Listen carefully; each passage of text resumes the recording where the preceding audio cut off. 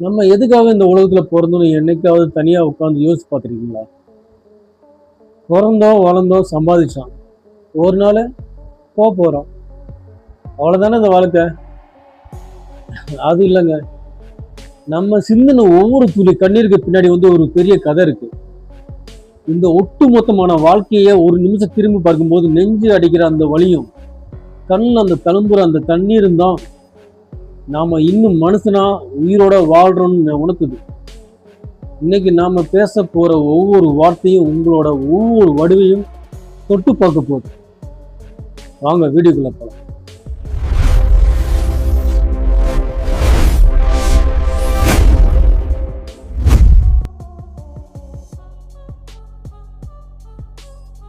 நம்ம முதலா இந்த உலகத்துல கண்ணு திறந்தப்ப நமக்காகவே தன் உடம்பை பிச்சு போட்ட ஒரு ஜீவன் அம்மா. நம்ம அழுதப்போ என் செல்லமேனு நெஞ்சோட சேர்த்து அணைச்சிக்கிட்டாலே அந்த அணைப்புல இருந்த அந்த பாதுகாப்பு மாதிரி இந்த உலகத்துல வேற எதுவுமே இல்லைங்க. நம்ம பெரிய ஆளா ஆன அப்புறம் எத்தனையோ பேரை பார்க்குறோம், நேசிக்கிறோம். ஆனா டேய் சாப்பிட்டியான்னு நேரில் கேட்டாலும் சரி, தினமும் ஃபோன் பண்ணி கேட்டாலும் சரி, ஒரே ஆள் அம்மா மட்டும்தான். அந்த அம்மாவோட முகத்துல சுருக்கம் விழும்போது, கை நடுங்கும் போது, ஐயோ அம்மாவுக்கு வயசாயிடுச்சு, இன்னும் கொஞ்ச நாள் ஆயிட்டா நம்மளை விட்டு போயிடுவாங்களோ, இந்த தோன்ற அந்த ஒரு நிமிஷம் நெஞ்செல்லாம் பதறுமே, அந்த வழிதான் இந்த உலகத்திலே மிக கொடூரமான வழி சொல்றது. வாழ்க்கையில பசியோட வலியையும் வறுமையோட கொடூரத்தையும் அனுபவிக்க மனுஷனே இல்லை. அப்படி கூட சொல்லலாம். பசியால வயிறு காயும் போது கையில காசு இல்லாம 4 பேர் முன்னாடி தலை குனிஞ்சு நிற்கும் போது வர அந்த அவமானம் இருக்குல்ல, அது நெஞ்சையே அப்படியே உடைச்சிடும். ஏன்டா நாம இப்படி பிறந்திருக்குமே, நம்ம என்ன பாவம் பண்ணணும், அப்படியே அழுத நாட்களும் யாராலும் மறக்கவும் முடியாது. நம்ம பட்ட கஷ்டம் வெளியும் சொல்லவும் முடியாது. மேக்சிமம் நம்ம ஒருத்தர் பார்த்தோம் வச்சுக்கோமே, வெளியே சிட்டி முடிச்சோம் பேசுவோம். ஆனால் பட் நம்ம கஷ்டம் சொல்ல மாட்டோம், ஷேர் பண்ண மாட்டோம். அது காரணம் என்ன ரீசன்னா, நம்மளோட வீக்னஸ் அதை நம்ம சொல்ல கஷ்டத்தை மற்றவங்க வீக்னஸை எடுத்துப்பாங்களோ அப்படின்னு ஒரு நமக்கு சில சிந்தனை ஓட்டம்லாம் இருக்குது. அதனால சில பேர் சொல்ல மாட்டாங்க.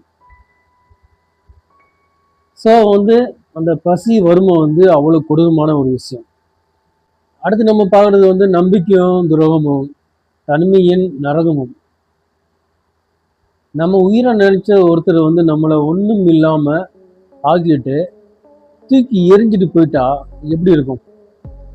நம்ம உயிரை நினைச்ச ஒருத்தவங்க நம்மளை ஒன்றும் இல்லாமல் ஆக்கிட்டு தூக்கி எரிஞ்சிட்டு போயிட்டா எப்படி இருக்கும்?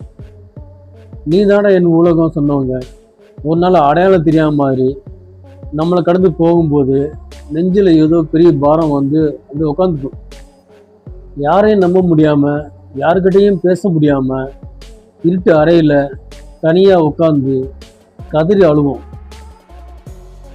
அந்த தனிமை நரகத்தை விட ரொம்ப கொடூரமா இருக்கும். இருக்கும்போது சொந்தக்காரங்க சிரிச்சு பேசுவாங்க, ஆனா நம்ம உண்மையா ஒரு கஷ்டத்துல இருக்கும்போது யாருமே கை கொடுக்க மாட்டாங்க. அப்பதான் புரியும் நம்ம இந்த உலகத்துல தனியா தான் இருக்கோம், போகும்போது தனியா தான் போக போறோங்க. அடுத்தது போலியான சந்தோஷமும் மறக்க முடியாத கவலைகளும். வாழ்க்கையில சந்தோஷங்கிறது மலைத்துளி மாதிரிங்க, வந்துட்டு உடனே மறைஞ்சிடும். ஆனா துக்கங்கிறது மலைமிக மாதிரி எப்பவுமே நம்ம தலைமையிலேயே கருப்பா சுத்திட்டே இருக்கும். நம்ம ஏதோ பெரிய சாதிச்சிட்டோம்னு ஒரு நிமிஷம் சந்தோஷப்படுவோம், ஆனா அடுத்த நிமிஷமே ஒரு கவலை வந்துடும். அந்த சந்தோஷத்தை மொத்தமா அடிச்சுட்டு போயிடும். இந்த உலகத்துல வெளியில சிரிச்ச முகத்தோட திரியிற பாதி பேரோட மனசுக்குள்ள யாராலையும் ஆற முடியாத ஒரு பெரிய காயம் மறைஞ்சு கிடக்குது. நான் நல்லா தான் இருக்கேன் நம்ம சொல்ற அந்த ஒவ்வொரு பொய்யும் உள்ளுக்குள்ள நம்ம அழுகுற அழுகையோட சத்தம் தான் கேட்கும். அடுத்தது தெருவில் அடிபட்டு கிடக்கிற ஒரு நாயை பார்த்தா நம்ம மனசு துடிக்குது.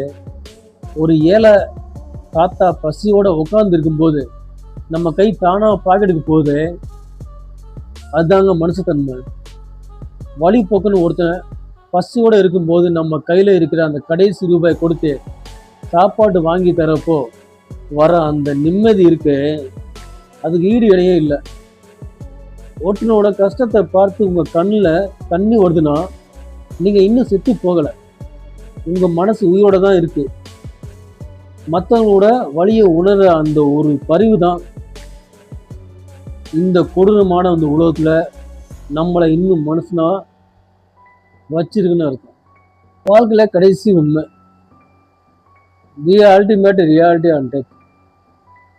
கடைசியில் நாம என்னத்துங்க இந்த உலகத்துல இருந்து கொண்டு போகிறோம்? நாம சேர்த்து வச்ச பணமா, இல்லை வாங்கின வீடா, இல்லை ஓட்டின காரா? எதுவுமே நம்ம கூட வரப்போறது இல்லைங்க. நம்ம செத்து கிடைக்கும் போது 4 பேர் நம்ம உடம்பை பார்த்து அந்த போற அந்த 2 துளி கண்ணீர் மட்டும்தான் நம்ம இந்த பூமியில சம்பாதிச்ச அந்த உண்மையான சொத்து. அடடா, இவன் நல்ல ஒரு மனுஷன்டா, மனசார நினைக்கும் போதுதான் அந்த ஒரு வார்த்தைக்காக நம்ம இந்த வாழ்க்கையை வாழணும். பிறப்பும் நம்ம கையில இல்லை, இறப்பும் நம்ம கையில இல்லை.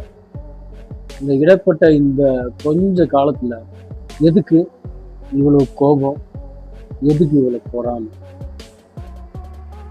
உங்க கண்ணில் இருந்து இப்போ ஒரு துளி கண்ணீர் வந்தாலும் பரவாயில்ல, துடைக்காதீங்க. இந்த கண்ணீர் உங்களை சுத்தப்படுத்துது, உங்க மனசுல இருக்க அந்த பாரத்தை இறக்கி வைக்குது. இந்த உலகத்துல உங்களை யாருக்குமே பிடிக்கலனாலும், நீங்க தோத்துட்டதா நினைச்சாலும் தயவு செஞ்சு உங்களை நீங்க வெறுக்காதீங்க. உங்க வாழ்க்கை இன்னும் முடியல. இனிமேல் வர ஒவ்வொரு நாளையும் அன்பால நிரப்புங்க. கஷ்டப்படுறவனுக்கு தோள் கொடுங்க, அழுகுறவனுக்கு ஆறுதலா இருங்க. அதுதான் நாம பிறந்ததுன்னு உண்மையான அர்த்தம்.